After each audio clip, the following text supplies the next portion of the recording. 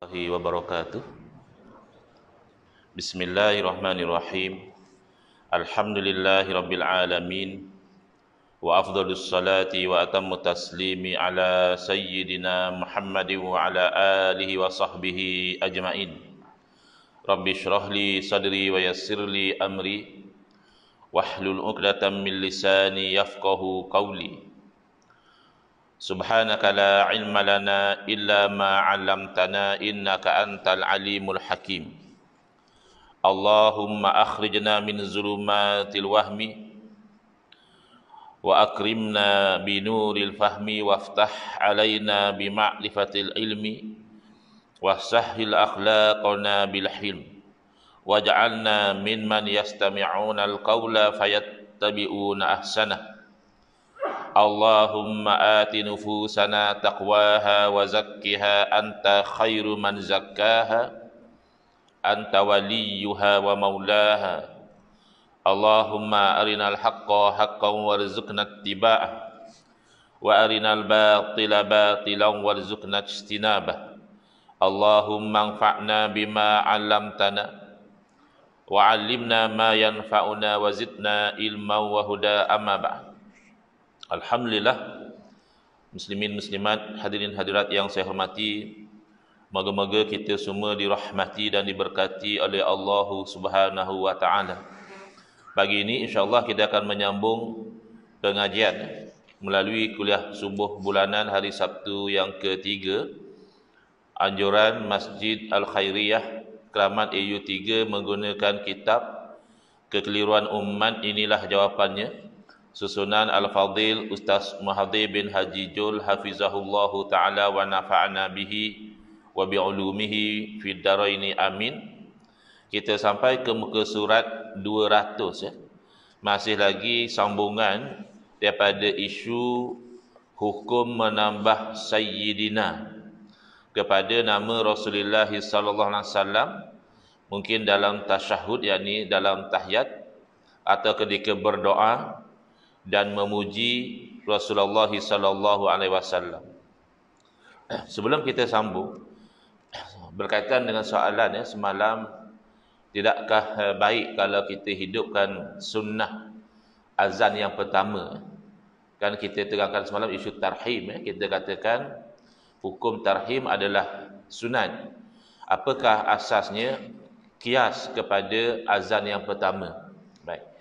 Jadi bila ditanya soalan, adakah tidak lebih baik kalau kita itu hidupkan sunnah azan pertama? Jawapannya ya, baik. Kerana azan yang pertama itu sunat dan sabit dengan nas, diamalkan di zaman Rasulullah sallallahu alaihi wasallam. Jadi kalau kita hidupkan sunnah. Ada pahala ya, menghidupkan sunnah yang telah mati ini, diberi pahala ganjaran umpama orang mati syahid ya. Sunnah tu dah tak diamalkan, kita hidupkan balik, itu besar pahala dia. Cuma dia tidak sampai mengubah hukum tarhim. Mana hukum tarhim dia tarhim, hukum azan pertama, hukum azan pertama. Cuma dari segi pendalilan, azan pertama ni menjadi asas hukum tarhim ya. Baik. Jadi katakanlah kita hidupkan kembali amalan melakukan azan pertama untuk solat subuh, tetap hukum tarhim tak berubah. Makna kata lepas azan pertama masih boleh tarhim. Bukan bererti mesti kalau sudah azan pertama maka tarhim terbatal. Tidak semestinya demikian.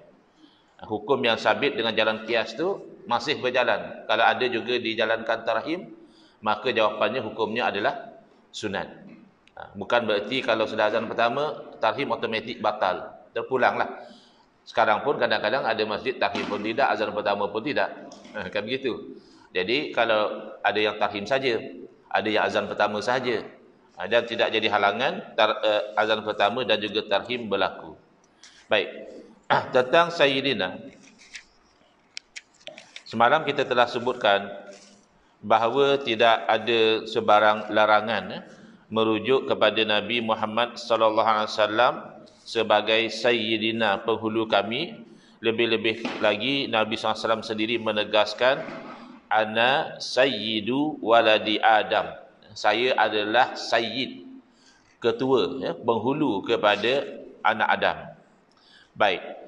Cuma timbul perbezaan adalah yang lebih baik adakah ittiba, ikut exactly macam yang dilakukan oleh Nabi sallallahu alaihi wasallam, ataupun ta'addub, ya, kita ada beradab. Memang secara asasnya kita adalah ittiba, ya, qul in kuntum tuhibbunallaha fattabi'uni yuhibbukumullah. Katakanlah kalau kamu itu kasih kepada Allah, nak buat macam mana? Cara orang itu menzahirkan kasih kepada Allah adalah fattabi'uni. Maka hendaklah kamu itu ikut kepada aku, ikut kepada Rasulullah sallallahu alaihi wasallam. Jadi ikut Nabi itu asas dalam kita beragama. Dalam masa yang sama, Nabi SAW juga berpesan kepada kita supaya ikut sahabat. Alaikum bisunnati wa sunnatil khulafa'il mahdiyyin ar-rasyidin min ba'di. Ikut kepada sunnah saya dan ikut juga kepada sunnah, yakni cara khulafa' ar-rasyidin. Bila kita lihat cara khulafa' ar-rasyidin, ada masa-masa khulafa' ar-rasyidin ittiba, itu yang generalnya ittiba. Ada kadang-kadang khulafa' ar-rasyidin ta'addub, mendahulukan, beradab berbanding ikut. Contoh yang kita telah sebut semalam, ketika Sayyidina Abu Bakar radhiyallahu anhu menjadi imam solat jamaah kerana Nabi SAW asalnya keuzuran untuk hadir, ya, sakit. Tetapi setelah Nabi SAW berasa ringan penyakit itu, Nabi SAW pergi ke tempat solat jamaah, lalu Sayyidina Abu Bakar perasan. Jadi Sayyidina Abu Bakar tu macam nak undur lah. Nabi SAW bagi isyarat supaya makan situ saja, jangan undur lah. Tapi tetap Sayyidina Abu Bakar undur untuk memberi ruang Nabi SAW menjadi imam. Lalu selepas solat, Nabi SAW tanya, apa yang menghalang kamu daripada kamu tetap duduk di situ? Kan saya dah bagi isyarat. Lalu Sayyidina Abu Bakar menerangkan adab, ya, di sebalik tersebut. Ini menjadi satu panduan kepada kita, iaitu tidak layaklah anak Abu Quhafah, iaitu beliau sendiri, menjadi imam sedangkan Rasulullah SAW berada di belakang, ya, sebagai makmum. Jadi ini satu contoh khulafa' ar-rasyidin ada masanya, tidak ittiba 100%, ya, tapi mendahulukan adab. Demikian yang dilakukan oleh salah seorang daripada khulafa' ar-rasyidin juga, iaitu Sayyidina Ali karramallahu wajhah, ketika diminta oleh Nabi SAW supaya memadam dalam perjanjian Hudaibiyah itu perkataan Rasulullah. Ya, kerana apa? Kerana orang-orang musyrik mereka berkata, kalaulah kami ini memang mengiktiraf kamu tu Rasulullah, utusan Allah, kan, kami tak akan perangi kamu. Ini kan perjanjian antara kita. Jadi perjanjian ini benda yang dipersetujui. Rasulullah ni kami tak setuju. Kalau kami setuju, kami tak lawanlah kamu. Padam. Jadi Nabi SAW kata padam. Tapi Sayyidina Ali karramallahu wajhah, dari segi adabnya, memang Rasulullah, kenapa saya nak padam? Akhirnya Nabi SAW tanya di mana ada tempat tulisan Rasulullah tu, ditunjukkan, lalu Nabi SAW padam sendiri. Maknanya ada dalam insiden, dalam beberapa kejadian, panduan daripada khulafa' ar-rasyidin adalah mendahulukan adab berbanding dengan ittiba. Jadi macam mana pun ini isu khilaf, ya. Maknanya ada yang memandang ittiba lebih afdal. Lebih-lebih lagi kan Nabi SAW bersabda, sallu kama ra'aitumuni usalli. Hendaklah kamu solat sebab mana kamu lihat aku solat. Sahabat lihat Nabi solat, tidak ada sayyidina. Maka yang tidak ada sayyidina itu lebih afdal. Ini sudut pandangan. Berarti bila ada khilaf macam ini ruang untuk kita berlapang dada. Berarti yang tak baca sayyidina pun, ya bagus, ittiba. Yang baca sayyidina juga bagus, itu ta'addub.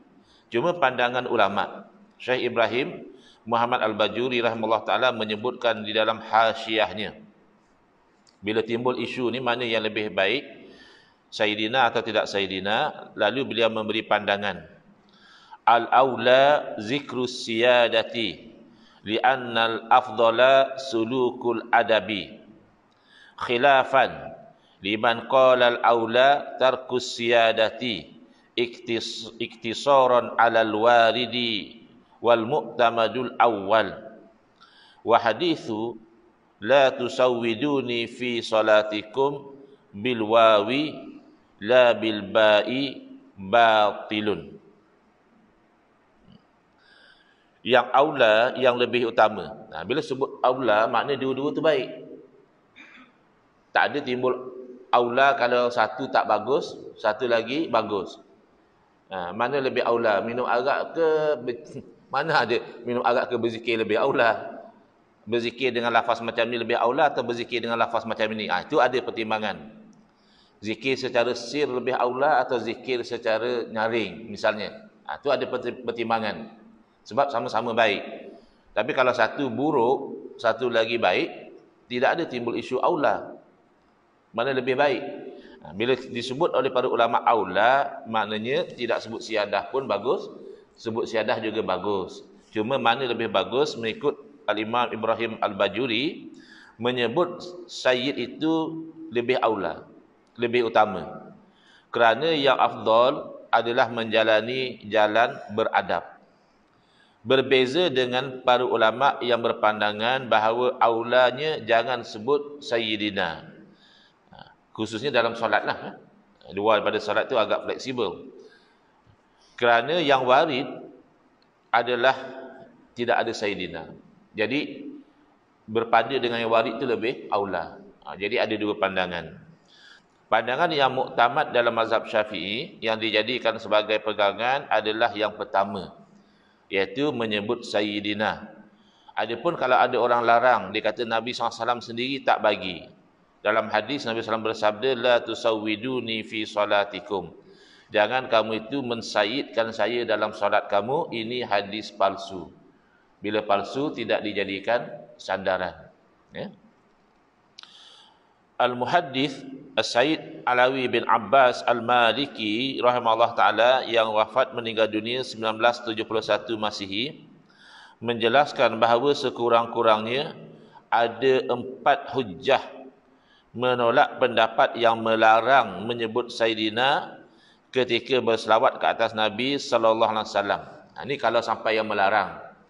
Kalau yang kata aulanya tak payah Sayyidina, itu memang ada pandangan demikian. Tapi ini larang, dia kata tak boleh. Dia haram sebut Sayyidina tu haram. Bukan masalah aula atau tak aula, dia kata haram, ya. Baik, pertama, tidak ada keterangan secara jelas dan tegas sama ada dari Al-Quran, hadis ataupun para imam yang 4 yang mengatakan batal solat jika mengucapkan Sayyidina. Kalau kamu kata haram, maknanya sekurang-kurangnya dalam Quran ada larangan. Dalam hadis ada larangan. Yang kamu kata hadis tadi itu palsu, bukan hadis sebenar. Ya? Dan tidak ada pun fatwa daripada imam-imam mazhab yang menjadi ikutan umat Islam yang memfatwakan kata batal solat. Bahkan 3 imam daripada imam yang 4, iaitu Al-Imam Abu Hanifah, Al-Imam Malik dan Al-Imam Syafi'i sepakat tentang pensyariatan menambah Sayyidina ketika berselawat ke atas Nabi SAW sebagai tanda penghormatan dan kesopanan terhadap baginda. Ya. Jadi sekurang-kurangnya kita kata 3 imam besar, ya, terima pandangan ni. Kalau kita berpandangan beza pun tak payah bisinglah. Kita lah amal. Allahumma salli ala Muhammadin wa ala ali Muhammad. Kita nak amal tak ada Sayyidina, ya silakan. Sebab ada juga yang berpandangan tak Sayyidina tu lebih aula. Tapi kita sampai nak bergaduh ni apa ni Sayyidina bid'ah dan sebagainya, tak perlu. Ya. 3 imam besar mengiktiraf, ya, sebut Sayyidina ini. Kemudian ramai juga ulama salaf yang berpendirian bahawa hadis yang dijadikan dalil oleh mereka yang menolak membaca Sayyidina tadi, iaitu la tusawwiduni fi salatikum, itu adalah batil. Antaranya Al-Imam Al-Bakri bin Muhammad Syattab, pengarang I'anatul Talibin, dan Al-Imam Ramli dalam kitabnya Nihayatul Muhtaj. Baik. Perbincangan hadis yang melarang menambah Sayyidina, iaitu la tusayyiduni fi salat. Hadis ini adalah hadis maudhu' yang direka-reka, yang tidak ada asalnya. Ia dinaskan oleh Al-Hafiz As-Sakhawi dalam Al-Maqasidul Hasanah. Dalam kitab Al-Hawi, apabila ditanya mengenai hadis tersebut, Al-Imam Jalaluddin As-Suyuti menjawab dengan tegas, tidak pernah ada, ya, hadis sedemikian, itu adalah batil. Demikian Al-Imam Jalaluddin Al-Mahalli, Al-Imam Syamsuddin Ar-Ramli, Al-Imam Ibn Hajar Al-Haytami, Imam Al-Qari, para fuqaha mazhab Syafi'i dan para fuqaha mazhab Maliki dan lain-lain lagi ulama, semuanya mengatakan hadis itu sama sekali hadis yang tidak benar. Jadi selesai isu tentang Sayyidina, kesimpulannya ada perbezaan pandangan di kalangan ulama mana lebih aula. Bukan sampai haram, tidak ya. Ada yang berpendirian lebih aula tidak Sayyidina, terutamanya dalam solat. Ada yang berpendirian lebih aula Sayyidina. Ada mungkin orang bertanya, habis sahabat Nabi dulu kan baca tahiyat tak ada Sayyidina. Ya, Allahumma salli ala Muhammad sahaja. Adakah sahabat Nabi tidak beradab dengan Nabi SAW? Ya, jawapannya, bahawa kita itu beradab dengan Nabi SAW dengan menyebut Sayyidina tidak melazimkan bahawa sahabat tidak beradab. Bahkan sahabat jauh lebih beradab dari kita. Jadi jangan kita oleh kerana Sayyidina ni beradab, maka sahabat tak Sayyidina tidak beradab. Ya, kerana para sahabat itu hidup sezaman dengan Nabi SAW, maka mereka itu menyebut sebagaimana yang disebut oleh Nabi SAW. Sebab itu kita kata tak Sayyidina pun ada sandaran dia. Ya, jangan bergaduh lah ya. Ada isu nak sebut Sayyidina atau tidak Sayyidina ini. Ada kulasan di situ insya-Allah. Baik. Sekarang kita masuk ke bab yang baru ya, di muka surat 203, bab 9 ya. Dah habis Ustaz Mahathir sebut tentang isu-isu hukum hakam fiqh. Sekarang nak fokus kepada isu yang jadi keliru dalam masalah zikir dan juga bacaan. Di setengah tempat tak keliru pun, tapi adalah segelintir yang mungkin sudah mula keliru. Pertama, zikir berjemaah. Macam kita buat tadi lah, lepas semayang tadi kan zikir ramai-ramai. Ada setengah orang dia tak mau. Lepas zikir je terus bangun. Ya? Sebab bagi dia zikir jemaah ni tak ada dalil. Dia tak nak buat benda yang tak ada dalil. Baik, kita nak faham ya. Hukum berzikir secara berjemaah dan menyaringkan suara. Itu pun ada isu juga. Ada orang kata ni apa zikir kuat-kuat ni? Ni tak ikut sunnah. Ya? Jadi ada dua isu. Pertama, berzikir secara beramai-ramai, dan yang kedua, berzikir secara nyaring. Baik. Berzikir secara beramai-ramai ni sebenarnya kalau daripada satu sudut, dalilnya umum, dan itu yang kita lihat istilah dalam Al-Quran tu banyak guna wawul jam'i. Fazkuru, dia ada waw. Waw ni waw jamak, maknanya ramai. Bahkan kalau kita kata itu hanya uslub saja, suruh kamu orang Islam ni zikir, tapi tak ada pun mesti ramai-ramai. Memang tak ada mesti ramai-ramai. Yang kita bincang sekarang ni, kamu melarang. Kamu kata zikir ramai-ramai ni tak boleh. Sedangkan dalam hadis, Nabi SAW bagi tahu, Allah Ta'ala punya malaikah yang sayyahin, ya, ataupun yang sayyarin, yang selalu berjalan ke sana kemari. Apa dia? Yaltalmisuna majalisaz zikri. Malaikat ni duk cari kalau ada majlis zikir. Jadi ini menunjukkan bahawa zikir itu yang dicari ini berjemaah ramai.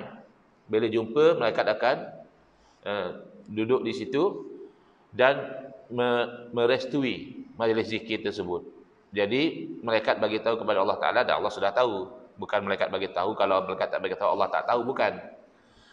Jadi malaikat beritahu bahawa mereka sebut zikir macam ini. Maknanya istilah tu ramai, mereka mohon macam ini, sehingga akhirnya mereka mohon syurga, mohon lindung dari neraka, mohon diampunkan dosa. Lalu Allah Ta'ala memberitahu pada malaikat, aku ampunkan mereka, ni ahli zikir ni. Lalu malaikat tanya, ada satu orang lelaki, dia ni khata'un, orang yang banyak buat dosa. Dia lalu dekat majlis zikir tu, dia duduk sekali, bukan dia ni ahli zikir. Ya, entahkah dia lalu situ nak minta hutang ke, ada urusan nak pergi beli apa makanan ke, ya. Jadi dia memang orang banyak buat dosa. Tapi oleh kerana orang duduk berzikir, dia pun duduklah sekali. Hak ni pun ampun dosa juga ke? Yang lain-lain tu malaikat fahamlah, ya. Yang duduk berzikir apa tu ampun dosa, malaikat faham ni dia hanya duduk saja, bukan dia ahli zikir. Lalu Allah Ta'ala menjawab, hum qaumun la yashqa jalisuhum. Ahli zikir ni adalah satu golongan yang mereka yang duduk dengan dia pun tak jadi celaka. Jangan kata ahli zikir tu, orang yang duduk dengan orang ahli zikir pun dia tidak akan kecewa. Jadi dia juga aku ampunkan dosa dia. Ya. Jadi hum, mereka ya. Hum ni makna ramai. Jadi ahli zikir yang malaikat redha tu adalah dia ramai. Jadi kalau kita kata ni haram, takkanlah malaikat suka dengan orang buat benda haram. Bahkan Allah bagi restu, Allah bagi redha. Nah, jadi ini adalah kekeliruan menyempitkan benda yang umum. Jadi asalnya bila Allah Taala perintahkan zikir, Allah tidak tetapkan masa, yang penting banyak. Tidak tetapkan tempat, ya, yang penting zikir. Lain macam dari tempat kita beritahu semalam haji dan sebagainya, wukuf, ya, mabit. Itu kan ada tempat dia, tak boleh sesuka hati kita. Tapi ibadah yang Allah tidak tetapkan tempat, kita tak payah sempitkan. Tak mesti zikir di masjid, di rumah boleh. Tak mesti di rumah, dalam kereta sambil memandu pun boleh zikir. Kemudian tidak ditetapkan zikir itu mesti seorang-seorang atau ramai-ramai. Makna satu orang nak berzikir seorang-seorang, silakan. Nak berzikir ramai-ramai juga, itu termasuk zikir yang dituntut. Baik. Kemudian berkaitan dengan menyaringkan suara. Allah berfirman, wasbir nafsaka ma'al ladzina yad'una rabbahum bil ghadati wal 'ashyi yuriduna wajha. Ini baru dalil umum tentang berzikir sentiasa. Hendaklah kamu itu bersabar. Maknanya kamu itu serta dengan orang yang berzikir kepada Allah Taala. Menyeru Allah Taala, berdoa kepada Allah Taala bila pagi dan petang, ya. Maknanya sentiasa. Yuriduna wajha. Semata-mata nak dapat ridha Allah. Jadi berzikir kena ikhlaslah. Kot jenis yang zikir dijemput ni kadang-kadang orang datang tu nak makan pun ada juga. Jadi niat tu ada lagi, ya. Berzikir kerana nak dapat ridha Allah, Allah suruh zikir. Dan di dalam hadis, cuba lihat ya, yang kita sebutkan tadi.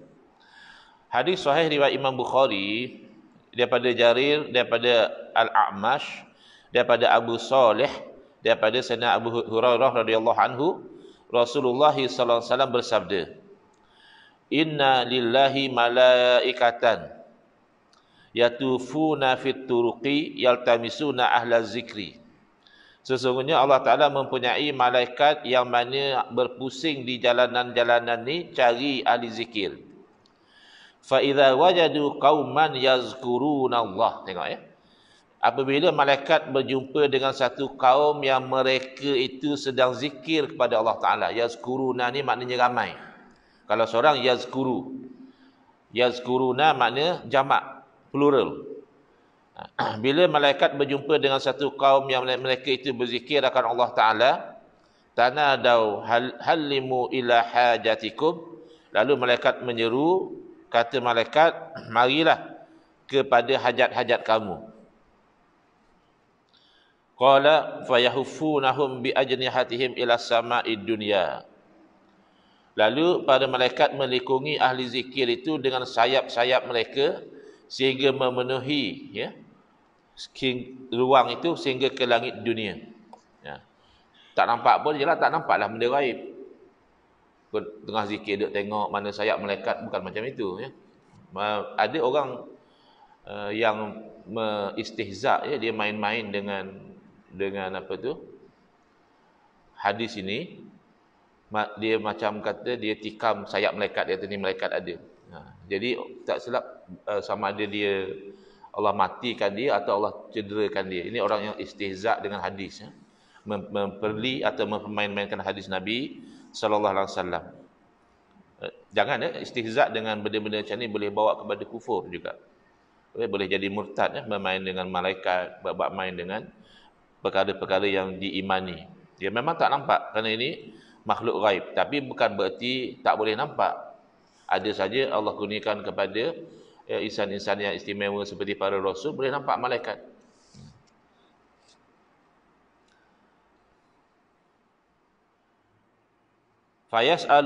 Fayas'aluhum rabbuhum wa huwa a'lamu minhum. Lalu Allah tanya kepada malaikat padahal Allah lebih tahu. Jangan ingat bila Allah tanya itu sebab Allah nak tahu, bukan, Allah dah tahu. Tapi pertanyaan itu supaya terzahir jawapan tu. Daripada jawapan malaikat tu terzahir sesuatu. Ma yaqulu ibadi, apa yang hamba-hamba aku, maknanya ramai ya, berjamaah. Qala taqulu, lalu perawi hadis mengatakan malaikat menjawab setelah Allah tanya apa yang hamba-hamba aku duk sebut tu dalam majlis zikir tu.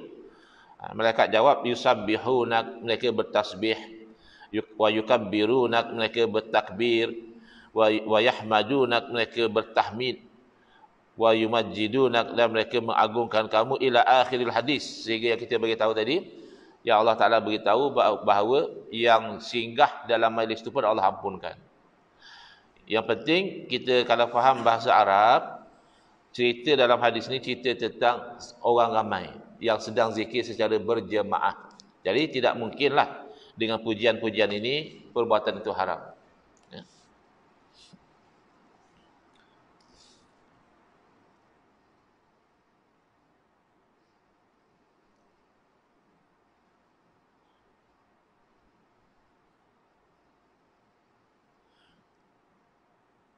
Bahkan Al-Imam Nawawi rahimahullah taala meletakkan satu bab yang khusus dalam kitab beliau Riyadhus Shalihin, iaitu bab keutamaan halaqah zikir, hilaquz zikri.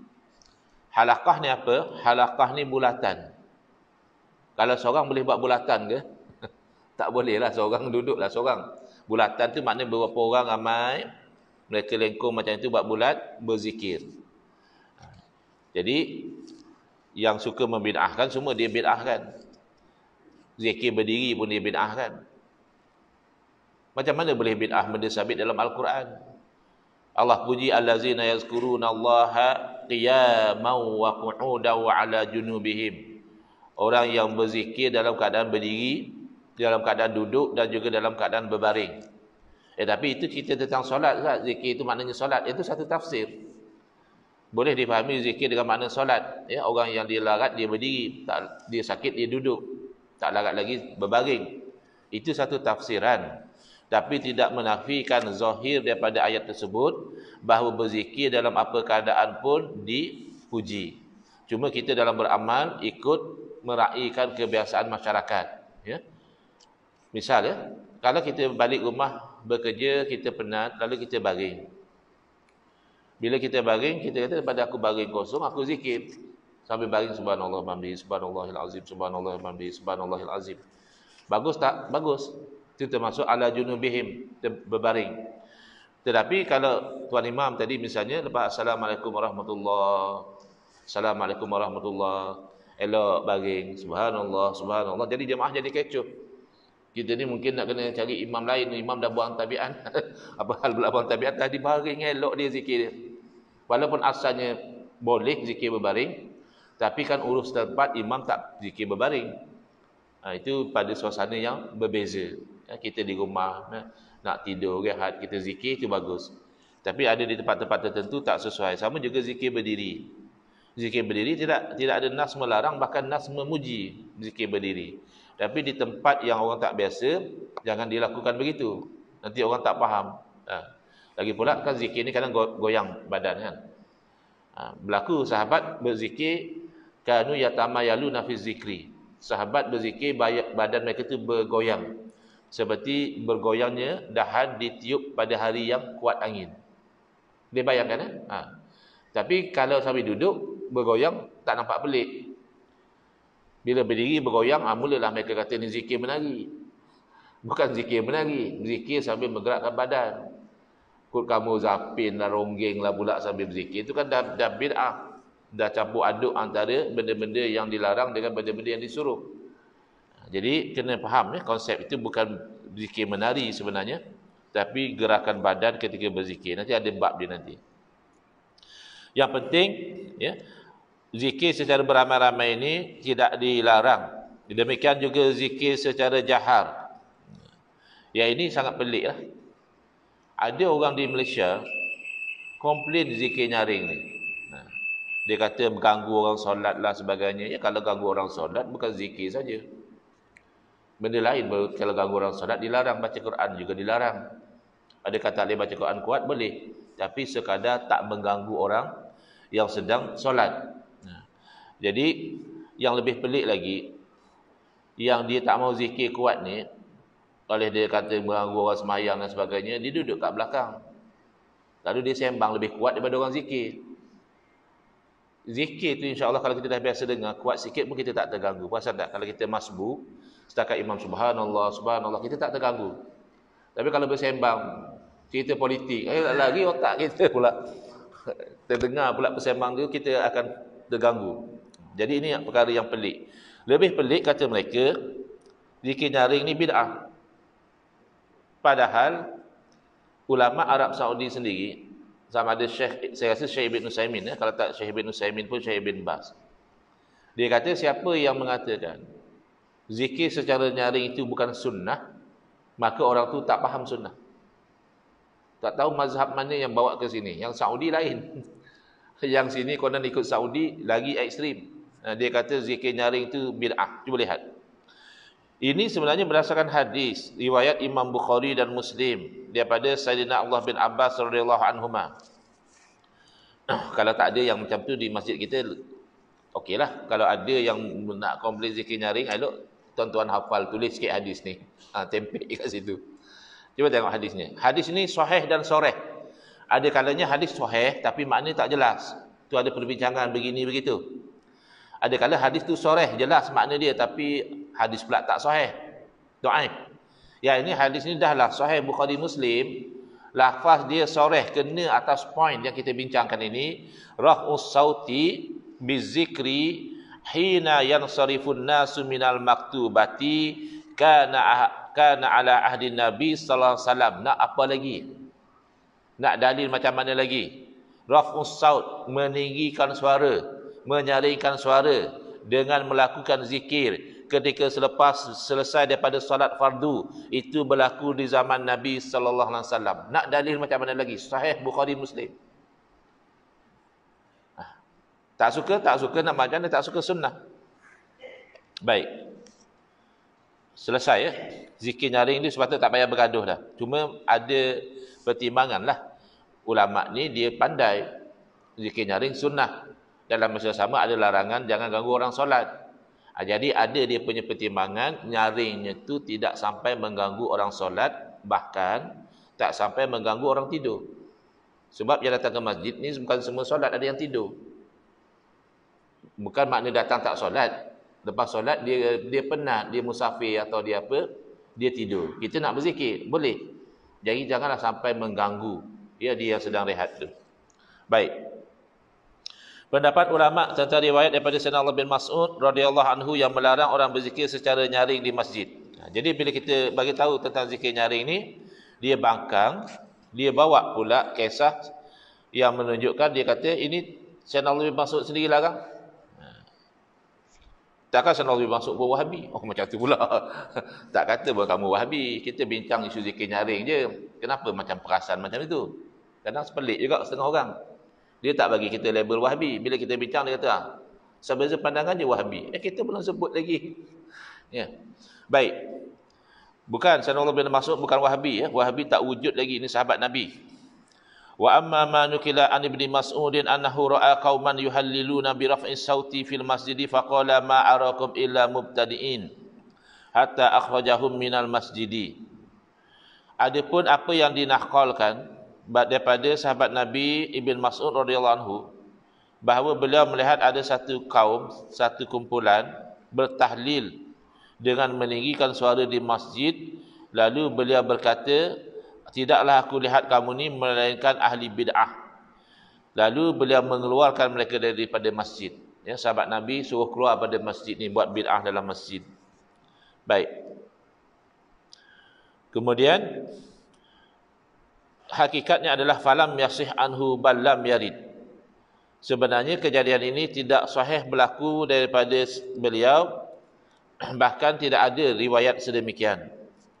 Wa min samma akhraja Ahmadu an abi alladhina yaz'umuna anna Abdullah kana yanha 'anil zikri ma jalastu Abdullah majlisan qattun illa zakarallaha fihi.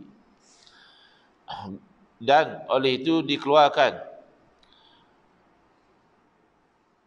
daripada Imam Ahmad meriwayatkan daripada Abi Wa'il bahawa orang yang mendakwa kononnya Abdullah yakni Ibn Mas'ud melarang orang berzikir tak kena dengan karakter Sayyidina Abdullah bin Mas'ud, kerana tak pernah saya itu duduk dengan Ibn Mas'ud dalam satu-satu majlis melainkan pasti dia ada berzikir kepada Allah Ta'ala. Jadi kalaupun sahih hadis tersebut, ada kemungkinan atas sebab-sebab yang lain, sebagaimana pernah dikomplain tentang satu kumpulan yang berzikir dan membilang zikir dia itu, kalau ikut Nabi sendiri tak larang. Bila Nabi SAW lihat ada sahabat yang berzikir, membilang zikir, Nabi tak larang. Tapi kenapa sahabat larang? Kerana kumpulan itu adalah kumpulan yang barangkali mereka itu berzikir menyangkakan mereka itu dah buat banyak kebaikan. Terbukti kumpulan ini akhirnya menjadi khawarij. Khawarij ini dia rasa dia saja betul, dia saja baik, orang lain yang tak sama dengan dia itu kafir. Bahkan sahabat Nabi dikafirkan oleh khawarij. Sayyidina Ali dikafirkan, Sayyidina Muawiyah dikafirkan oleh khawarij. Baik, rumusan riwayat tadi tidak benar daripada Ibn Mas'ud radhiyallahu anhu. Bahkan Abu Wa'il sendiri mengatakan kalau beliau duduk dengan Ibn Mas'ud dalam mana-mana majlis, pasti akan dilantunkan zikrullah, bukan dilarang. Selesai. 7 lebih.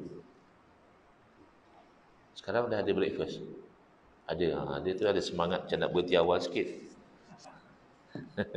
So boleh kita berhenti, insya-Allah next isu menggerakkan badan ketika berzikir. Sebab ada orang kata tak boleh zikir tu kena diam je, tak boleh gerak-gerak badan.